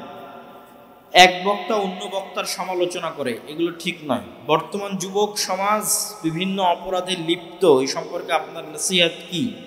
বিবাহের সাধ্য থাকলে বিবাহ করে নিবে, আর বিবাহের সাধ্য না থাকলে সিয়াম পালন করবে। আমার রুমের ভেতর বাথরুম, আমি এখানে অজু করি, আমার অজু হবে কি? যদি টয়লেট তথা পেশাব পায়খানার জায়গা আজকের যুগের আধুনিক বাথরুমে যেমন আলাদা থাকে, ওরকম আলাদা থাকলে গোসলের জায়গায় অজু করতে সমস্যা নেই। নখ বড় থাকলে অজু হবে কি না? নখ বড় রাখা নবীদের সুন্নাত বিরোধী, নবীরা নখ কাটতেন। অজু হবে কিনা, সালাত হবে কিনা, এগুলো প্রশ্ন নয়। সালাত অজু হয়ে যেতে পারে, কিন্তু এটা রাখা সুন্নাত বিরোধী, মুসলিমের পরিচয় নয়। যে ব্যক্তি নামাজ পড়ে না তার হাতে জবাই করা পশু হালাল হবে কি? প্রথমত স্বাভাবিকভাবে যে কোনো বাজার ঘাট, স্থানীয় এলাকা, এগুলো যদি মুসলিম দেশ হয়, মুসলমান জনবহুল হয়, মুসলমান হোটেল হয়, তাহলে সেই মুসলমানের বিসমিল্লাহ যথেষ্ট। কিন্তু যদি এক্সাক্ট নির্ধারিত নির্দিষ্ট জানা যায় যে আজকে অমুক গ্রামে অমুক জায়গায় এই জবাইটা হচ্ছে, তো চেষ্টা করা উচিত সেই জবাই যেন একজন নামাজি মানুষই দেয়। খেতে বসে ফোনে ওয়াজ শোনা যাবে কি? খেতে বসে অন্য কোনো কাজ না করে মনোযোগ দিয়ে খাওয়াই উচিত। এটি রাসূল সাল্লাল্লাহু আলাইহি ওয়াসাল্লামের সুন্নাত, কথা না বলে। খুব জরুরি না থাকলে পরে ওয়াজ শুনবে। আমি সামনের কাতারে, বায়ু এসেছে, বের হতেও লজ্জা লাগছে, বের হতে হবে, এই কথাই ঠিক। লজ্জা লাগ, এখানে লজ্জা লাগার কিছু নাই। শীতে ফরজ গোসলে কোনো ছাড় আছে কি? যদি প্রচন্ড অসুস্থ হয় সেক্ষেত্রে তায়াম্মুম করবে, তাছাড়া কোনো ছাড় নেই। রাসূল সাল্লাল্লাহু আলাইহি ওয়াসাল্লাম একাকী ঘুমাতে এবং ভ্রমণ করতে নিষেধ করেছেন, কিন্তু আমি নিরুপায়। লা ইউকাল্লিফুল্লাহু নাফসান ইল্লা উসআহা। যে মানুষ নিরুপায় তার উপর আল্লাহ কিছু চাপিয়ে দেন না, যার সাধ্যে আছে সেই যেন চেষ্টা করে। কত দিনের বাচ্চা নষ্ট করলে গুনাহ হয় না? বাচ্চা নষ্ট করার তো আসলে কোনো দিন নাই। স্থায়ীভাবে সন্তান নেওয়া বন্ধ করা হারাম। স্বাভাবিক সময়ের জন্য সন্তান নেওয়া বন্ধ করা যেতে পারে। সেক্ষেত্রে বাচ্চার যে পিতার যে শুক্রকৃত আছে সেটি কোনো কিছু ফরমেট রূপ নেওয়ার আগেই যে ওষুধগুলো আমাদের মা এবং বোনেরা খায়, যেটির মাধ্যমে বাচ্চা পেটে আসেই না, ওই পর্যন্ত ঠিক আছে এবং সাময়িক সময়ের জন্য ঠিক আছে। আর বাচ্চা যখন পেটে চলে আসবে তখন সেই বাচ্চাকে হত্যা করার আর কোনো সুযোগ নয়। স্বাভাবিক একজন মানুষ জীবিত অবস্থায় হত্যা করলে যা গুনাহ, একটা বাচ্চাকে হত্যা করলেও তাই গুনাহ। আর সেক্ষেত্রে আপনি এতটুকু কল্পনা করতে পারেন যে আপনার কোলে যে বাচ্চা আছে বা আরেকজনের কোলে যে বাচ্চা আছে, ওই রকমই একটা বাচ্চা পেটে আছে। সালাতের সময় মুখ হাত পা ঢেকে সালাত আদায় করা উচিত না মুখ হাত পা খোলা রেখে? যদি মেয়েদের ক্ষেত্রে হয় তাহলে আশেপাশে কোনো পুরুষ মানুষ না থাকলে তারাও হাতের কবজি পর্যন্ত এবং মুখমণ্ডল এবং পায়ের পাতা এগুলো খোলা রেখে সালাত আদায় করবে, এটাই সুন্নাত। মেহেদি পায়ে দিতে পারবে? অবশ্যই দিতে পারবে। সালাত বাদে বুকে হাত বেঁধে দাঁড়িয়ে থাকা যাবে কি? কোনো সমস্যা নেই, বিধি নিষেধ কিছুই নাই, স্বাভাবিক। জন্মদিন পালন করা যাবে কি? জন্মদিন পালন করার ক্ষেত্রে যদি মানুষ মনে করে যে এই দিনে ভালো কিছু করলে ভালো কিছু হবে, তাহলে শিরক। আর ভালো কিছু করলে ভালো কিছু হবে এরকম কোনো বিশ্বাস নাই, এমনি পালন করে যুগের সাথে, তাহলে হারাম, তাহলে স্বাভাবিক হারাম। আর কল্যাণকর কিছু মনে করে পালন করলে শিরক। আল্লাহ বলছে উলঙ্গ হয়ে গোসল করা যাবে কিনা? আল্লাহ বলছেন মানুষ যেন আমাকে বেশি লজ্জা পায়, সেক্ষেত্রে না করাই উচিত। স্বাভাবিক বাধ্যবাধকতার পরিস্থিতি যদি হয়, কোনো সমস্যা যদি থাকে, তাতে গুনাহ না, কিন্তু উচিত পোশাক গায়ে রেখে গোসল করা।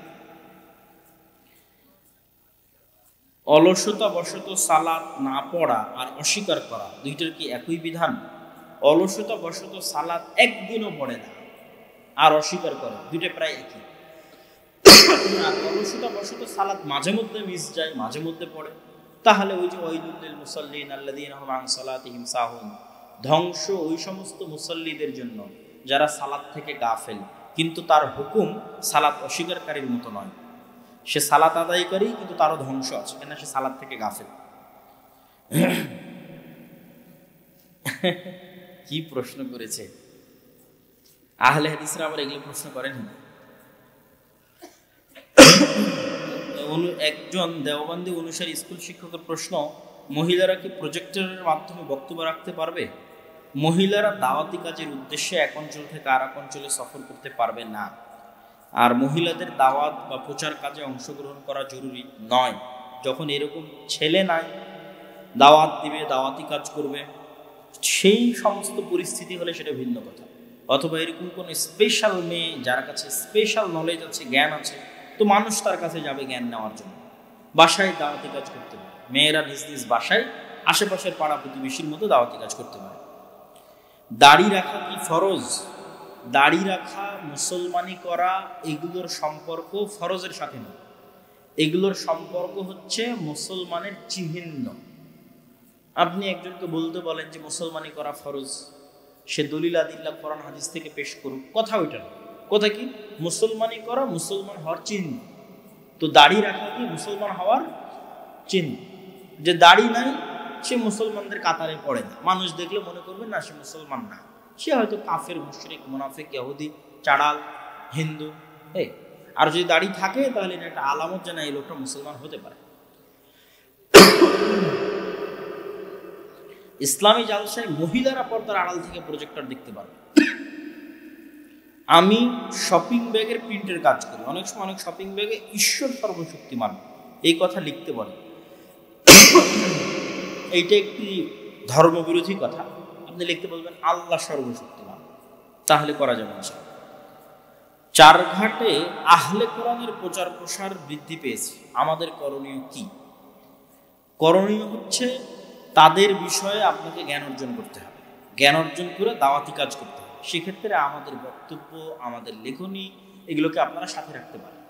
আমারই দুটো বই আছে, আমরা হাদিস মানতে বাধ্য, কোরআনের আলোতে হাদিসের অপরিহার্যতা, এবং আমার একটা ডিবেটও আছে। এগুলো দেখে দাওয়াতি কাজ করবেন, হতাশ হওয়ার কিছু নাই। মিথ্যা বাতিল মতবাদ মাঝে মধ্যে মনে হয় খুব বেশি মানুষ গ্রহণ করছে, স্থায়ীভাবে কখনো এগুলো টিকে থাকে না, ওই সাময়িক, আবার 2 দিন পর হারায় যায়। কেননা সত্যের শক্তি ভিন্ন, আর মিথ্যের কোনো শক্তি নেই, এটা মিথ্যা।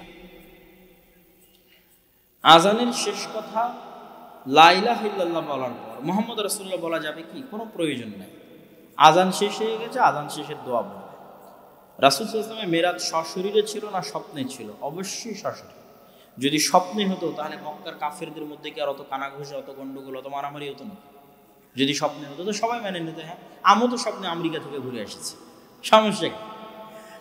আবু বকর সিদ্দিককে মানুষ যে বলছে জানো মোহাম্মদ কি বলছে, তো কি বলছে? মোহাম্মদ এই ঘুরে এসেছে। তো আবু বকর সিদ্দিক বলছে যে মোহাম্মদ যদি বলে থাকে তাহলে তিনি সত্য বলেছেন, বলেন সাল্লাল্লাহু আলাইহি ওয়াসাল্লাম। আর এই কারণেই তো আবু বকরকে বলা হলো সিদ্দিক। তো যদি স্বপ্নেই হয় তো সিদ্দিক কিসের হলো? শায়েখ বর্তমান যুবক সমাজের জন্য কি নাসিহা? আজকের সব পুরো বক্তব্য যুবক সমাজের জন্য। সময়ের মূল্য থেকে শুরু করে, সত্যবাদী ন্যায়পরায়ণ হওয়া থেকে শুরু করে, নিজের দিনের উপর কনফিডেন্স রাখা থেকে শুরু করে, অন্যায়ের বিরুদ্ধে যুদ্ধ করা থেকে শুরু করে, সবই যুবকদের জন্য। শায়েখ আমি শয়তানের ধোকায় পড়ে সালাত ছেড়ে দিই, আবার কিছুদিন পর সালাত ধরি।